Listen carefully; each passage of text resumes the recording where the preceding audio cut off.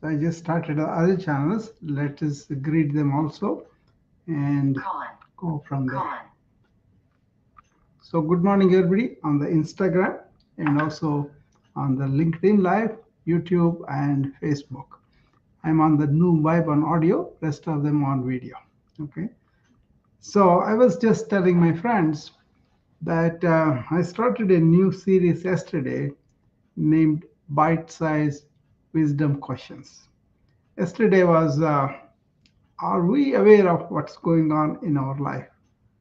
Anything, it could be physical, it could be economical, it could be political, it could be relationship, it could be some question that we have inner. So many aspects of our life, right? Do we just go along with the life, or are we aware of what's going on, and do we want to change that, or do we want to live with it, whatever, right? But the question is just being aware of what's going on, right? So that's what we talked about yesterday. That was the beginning of the series. And then I began to compile questions. uh, I, I got a lot of them. Today's question is about the thoughts. Do we ever stop and ask, are the thoughts are happening to me, or I am happening to the thoughts, right? Important, because many people identify with the thoughts that they're having. So they could be going on a simple business, and suddenly somebody meets you on the road and stops you and talks about something, and then they make you feel like uh, you know rotten, because they brought up something that happened long time ago, and they were not meaning to hurt you or do anything, but they just say casual comment which triggers a memory for you, and then that memory takes a real big shape, and then you identify it, and you go through the whole psychological life of that moment again. That means you live that again. Okay. So without really doing anything, you made mess up kind of miserable, because that thought is not very good for you to think about, right? Then you'd say, oh, that guy did this and this triggered this thought, that's why I'm having this. But then why can't you be a little distant from that memory and identify it only as a memory, not a living reality, right? Then you'll have gained the psychological resilience or mental resilience, and so you are not going to be reacting something that already happened and died. But it's very difficult. People say that's because they don't create a distance between the thoughts and themselves, their true self. Who is that is aware of that thoughts? Who is that is observing the thoughts? Or who is that witnessing that thought? So this is something I want my friends who join me on the morning routine every day want me to. I want them to practice this, really being observer of the thought. Just watch them, be the watcher, and then you can choose to act on them or not. If it is a long term benefit, yeah, go ahead. If it is not, okay. And also, the art instrument is very powerful, it's needed for us in our life. But if you let it run like wherever it wants to go, it will go to India and come back in a second, right? Or go back to when I was 20 years old and come back to. So if you don't rein it in, like that's why in ancient wisdom they talk about chariot, and the chariot is a like a simile, right? A symbol, right? You have a destination that you want to go. For example, you want a spiritual destination that you want to meet your maker, or really feel that you are the part of the maker. That's the yoga and everything else. So you are the individual soul, and you kind of identify that you are the universal soul itself. And then realizing that is the problem, because your mind is always chattering and not allowing you to reach that real inner essence, right? So if that is your destination spiritually, then you are the rider, and you have a chariot, that's a physical body, and you have these horses that are the senses, and you have the reins, and that is your mind, thoughts, and all that, and you have the driver who is your higher intellect.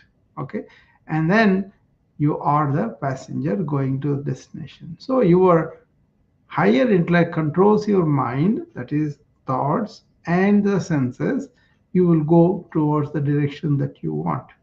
So that's why it's important to identify, are thoughts happening to me or I am happening to them. For me, thoughts are happening to me, the being, the essence, the Atman, the soul, the consciousness, the energy, the God, whatever you call it, right? The inner divinity that all of us have. That is really having the identification of the thoughts as separate, and thereby thoughts are really under your control in the sense that they will go towards the long term vision that you have. You want to use the thoughts to get things done, but then you want to end them. You don't want to really allow the thought to go back and forth from the present moment, so that you generate a lot of suffering that way. Either you are recollecting something in the past, something negative, and reliving it and reinforcing it again and again, that negative thoughts become your depression. Or you could forecast something in the future, some danger, something that you really don't want to see happening, but you make it happen in your mind. Some danger, something bad that's going to happen to you. That becomes the anxiety, that becomes the worry and all that, right? So important to understand, what are the thoughts, how do they arise, where do they come from, and how can I use it as an effective instrument, and then stop letting it go and build its own network, build its own identity, and then give me a lot of grief or a lot of depression, anxiety, things like that. Okay, that's why the ancient wisdom said, if you really know who you are, that essence, that being, then you not only transcended suffering because it is all made by the mind, but also you end up in your true blissful happiness, right? So I'm sold on that. That's why I kind of see the problems of body as problems of the body, not mine, the real essence. And problems of the body and mind also theirs, not mine. So having that separation every day in the morning, in my morning routine, I also talk to them about Shambhavi Mudra, where we kind of close our eyes and focus on the place where the master of glance is there, or we call it the place of the soul. And then I say, as you breathe out, I'm not this body mind. As you breathe in, I am, who am I then? I am this inner essence of mind, the soul, the light, the conscious being, whatever you call it, that is the one which sparks our life and then goes on giving us the life. Okay, in that we are all one. That's another thing too. So there is no division, no conflict, and all that. Okay, so be aware of thoughts happening by separating yourself a little bit. Most of the people are identified with thought made structures, their name, their status, their ego, mind, and all that. Okay. Most of the people do not have separation from that thought made entity, ego, personality, and all that. So they suffer a lot because of that. But once you understand and you transcend this ego and this personality or thought meet personality or anything, then you have transcended the ego and you are in your real essence, which is blissful and happy. Okay, that's the essence of it. Okay, It's not like something we are imagining. For centuries, maybe thousands of years, ancients went into this by having a simple outward life. They ate when they're hungry, and they went hungry if they don't find anything. And they didn't have to build any houses or any life because they were, could be under the tree and or in a hill or in a cave or anything like that, right? And then they engaged in this contemplation of inner reality of thoughts, feelings, and energy beyond that, and blissfulness beyond that, and all that. They identified that as the existence, consciousness that is conscious itself, that existence is forever. It's not like body and mind come and go. It is going to be there forever. And it itself is the conscious awareness being, and it itself is the bliss, the peace itself, not attaining peace because of something. So once you are peaceful and once you are happy and aware, and you are in a state where you are the bliss, you are the peace, you are that happiness. That was discovered by contemplation, deep meditation, and exploring these questions of who am I? Where did I come from? What am I? Where do I go? What is death? These existential questions they inquired within. They did not take it for granted, whatever given to them. They went and explored these questions deep. And for thousands of years, that was the norm, like an inner reality, inner happiness, inner peace, and all. The moment man turned outward, trying to find peace and happiness in outward things, he kind of neglected his being. That's why realizing who we really are is the paramount importance for me, at least. And towards that, I kind of investigated and wrote about it on the self-realization. How do self-realization happen?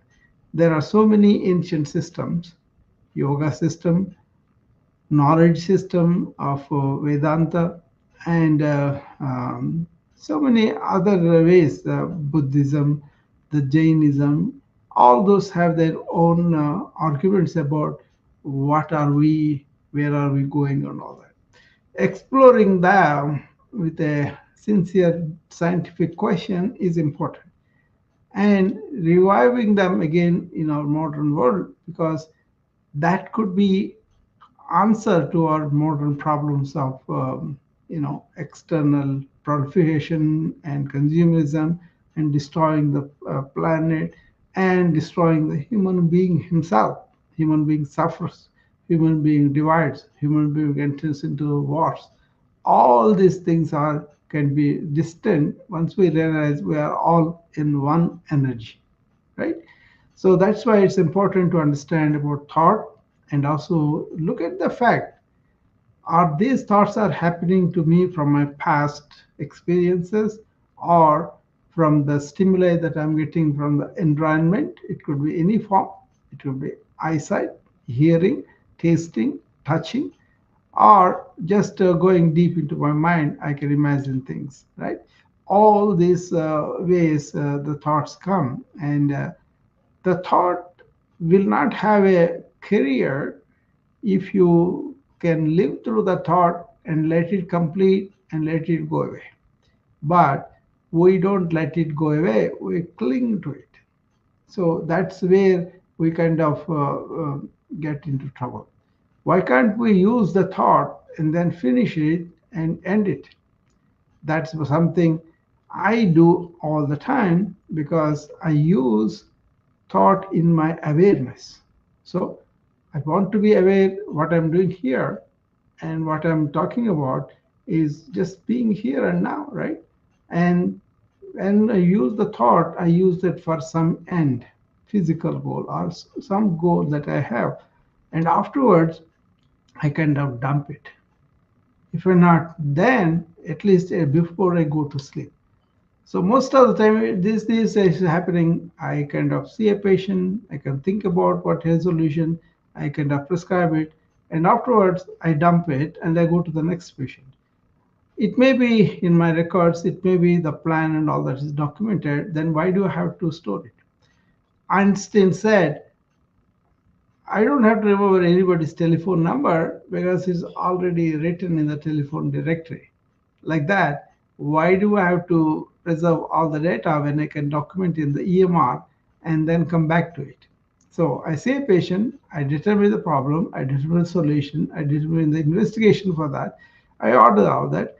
Till I come to that investigation review again, I don't have to carry all that in my mind.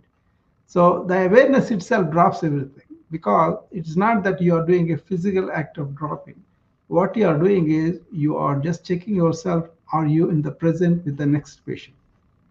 So just being present with the previous patient that ended, now just being present with this patient did not bring everything from that other patient. See, that is what we can do. We can be here and now, we can be aware in the moment and cultivating that through the day, you have fewer and fewer reactions that you are accumulating. You will go through the day, have a lot of reactions, but you are ending them as you go along. So as you practice, there comes a day when you don't have many reactions in your mind to empty before sleep. But if they are there, try to do the emptying now. Okay, emptying before you go to sleep. So for the night, just bury everything. Or if you have to, I don't forget this is important, jot them down and put them on a paper and for the night, forget them. Okay. This is a very good practice of staying in our real nature and being aware. That is awareness. Being aware all the time and using thought as needed. Okay. And then stopping the thought. Actually, this is where the ancient wisdom did a lot of work about what is mind, what are thoughts, how do you engage with the thoughts, and how do you end them, and what is it beyond thought. That is something that many modern people are not picking it up. What it is, there is so much more in a thoughtless state and in silence, in calmness, and people are allowing the mind to wire itself, rewire itself. But what they discovered was how to not to allow this wiring go automatically. Go in a particular direction that is the neuroplasticity where you want to get a function back. You do the same exercise again and again, then you will get that back. You have a talent and you want to nurture that talent, do that again and again. But it's a focused. It is a destination is there. But what is not good is allowing the mind as a dustbin, gathering all sorts of piece of information, and that information is not implemented. It's kind of stored, and that causes the brain fog, and that causes the information overload, associated burnout, and stress. So I'm working with the people who are like that, information overload, too much of information for the doctors, especially after the EMR has come. We have to document so much more information, and that is really increasing. So they don't know this trick of leaving the work at work and leaving the patient as the way goes away and then go to the next patient with a fresh mind. That people are not aware. So what I prescribe to them is stop every hour for 1 minute. Just stop everything. Stop in your physical, stop in your mental, stop in your psychological being, and sit one place and take deep breaths. And be aware of the air coming in, touching your nose, going out. That way you can keep your mind in the moment, here and now. Okay. And that itself kind of empties all the thoughts because the deeper, slower the breath is, the slower the mind and thoughts become, right? Experiment with it. You will know. See, what do we do? Any patient comes with anxiety, with rapid breathing. That anxiety is the rapid thoughts going on, same again and again, right? And they end up build their own network, and they reinforce that by coming again and again and again. And people cannot stake that. Okay, so stop that every day as it going on, building every day, at least once an hour, just 1 minute. But don't think about something. Bring yourself to the present moment. Bring yourself to the touch of the air coming through your nose in and out. And that would help you to slow down the thinking. And then next, when you go to something else, something, a meeting, something that you have to do, go with the purpose of being present in the meeting and doing everything that is needed right away, or writing them down and then allowing to come back in the notes again. So that kind of trying to not to overwhelm you with your information, but insights are okay. But information, if a paragraph is there, you don't need the paragraph.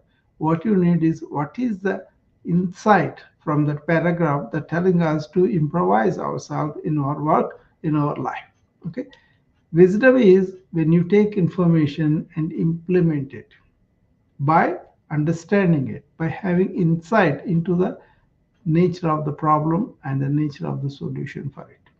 Okay, when you operate like this, you will operate very intelligently through the day, and also not allow your information to accumulate in your mind. So try that every 1 hour.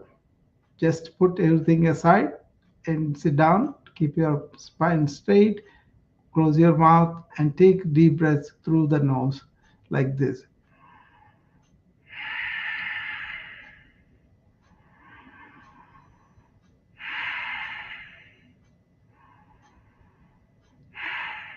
You can close your eyes if that helps you. It is better because majority of this majority of the input comes from the vision, right? So you want to close your eyes and then do this exercise at least for 1 minute, not much, but understand the spirit of it, understand what is behind it. Doing mechanically while thinking something else is not going to help you. To have the thought state even for a minute once in a while helps you. That's why in the morning have a routine where you can spend some time just in awareness, not thinking more. That's the mistake what people are doing is getting up in the morning and reviving that network of thought right away. And then that is how it gets fortified. So don't open the devices when you get up in the morning. Don't look at anything, the news, TV, and all that, and just spend some time with the live things, animals, plants, people, and all that. But don't get engaged in political, other news, and all the controversies. Your aim is to make your mind be in that awareness of not having many thoughts in the morning. And then I call my wellness club an hour of awareness. We do the stretches, breathing, all sorts of meditation, all that. But we want to be in the present moment and do them. So I always ask them, be here and now. Whatever you are doing, pick up, even if it is familiar with you, even if it's something that you have done. Like you are driving your car to your work, you know the path, you unconsciously drive everything, but don't engage in thinking. Look at the road, look at the people, look at the signs, look at everything happening. The leaves are coming up, the flowers are blooming, animals are going around, and people are walking their dogs. Or you can just take just be aware of it, but keep your vision on the road, and then don't allow your mind to go into different thoughts. That is the mistake a lot of people do. They think about the work, they live the work, and they go home and they sleep on the work, and they get up in the work. That's how doing and thinking that has become the monumental importance, whereas being alone with yourself, reflective, and not thinking a lot has become out of fashion. You've got to bring it into fashion in your personal life if you want good mental health and also not depressed, not anxiety, but really be present, and that induces deep sleep when you go home in the night. You don't need any sleeping pills, you don't need any sleep aids, alcohol, anything like that. You will sleep very deeply. So if you learn to be present all day, okay, so that's how I deal with the thoughts. How I hope it helped people who are finding their mind going all the time and they're not able to be attentive, focus, concentration, and that's why they cannot really learn things that are important for them with focus. They may learn them under the threat. That's not real enjoyment of learning. Okay, but if you want to learn, you have questioned and you have really went into the subject before you know about it, you will learn much more when you go to the learning session. Okay, ask yourself before you go to the session, why am I going there, what I'm going to learn, how is that going to be useful for me, and then focus on that. What is that he's telling, what is that I have to learn, what are the new things, let me note down, and how can I implement them into our life. Then that will have a significance in your life. So understanding thought and being separative from the thought helps you a lot. Not only reduces suffering, but also helps you with your focus and attention. So that's about it for today. So I'm going to bring these bite-sized wisdom questions one at a time. Yesterday is about, are you aware of what is going on in your life? Today, do thoughts happen to you or you happen to them? Just explore these questions with your own mind and then you find your answers by yourself. Thank you, and I'll see you next time.